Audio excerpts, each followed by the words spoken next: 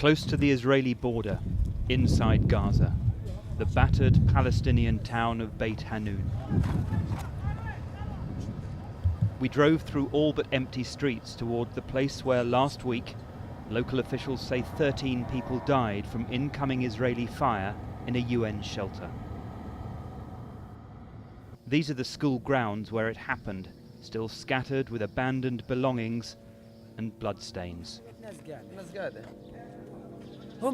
We have heard eyewitness testimony from numerous people like Ahmed Shafik Hamid, who were lucky to survive.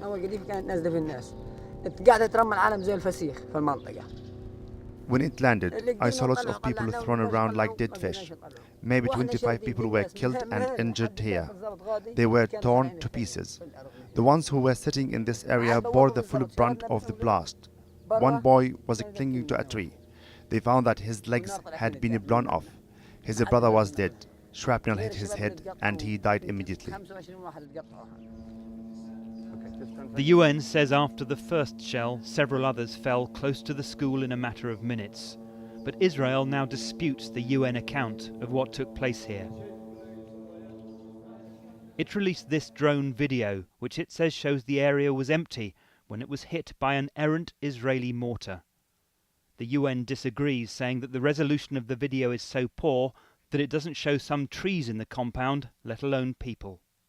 Well, our shelter manager, who was in the installation, and he was one of the staff that we were trying to relocate during the course of the day, he was on the phone with one of my deputies when the mortar struck. Clearly he was there, and very clearly there were people there. People in the compound, lots of people. In the compound. I can't give you numbers, but certainly there were people there in the shelter, in the compound.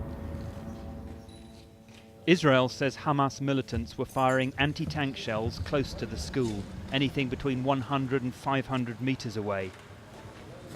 Both the BBC and the UN have asked to see drone video showing this, but the Israelis have so far refused, citing security concerns, and they've cast doubt on the information provided to the UN's Bob Turner.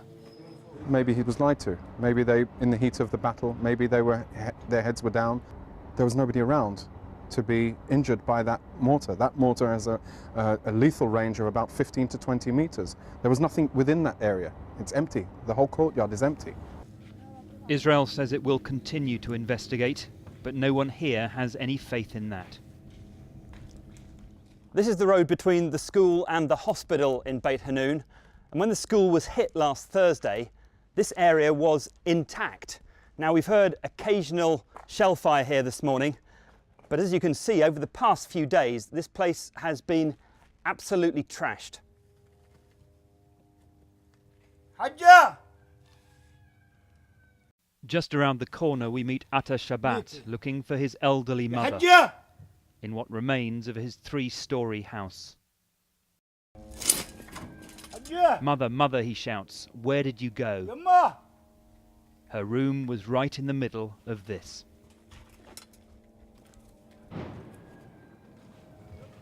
And walking along the road, Raisa and her son.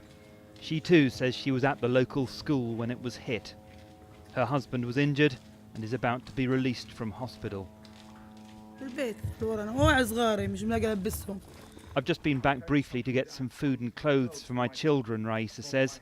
Our house is badly damaged, but not completely destroyed. She heads off to the hospital further south, and we decide to follow. As we arrive, more ambulances, more casualties from shelling in Beit Hanun.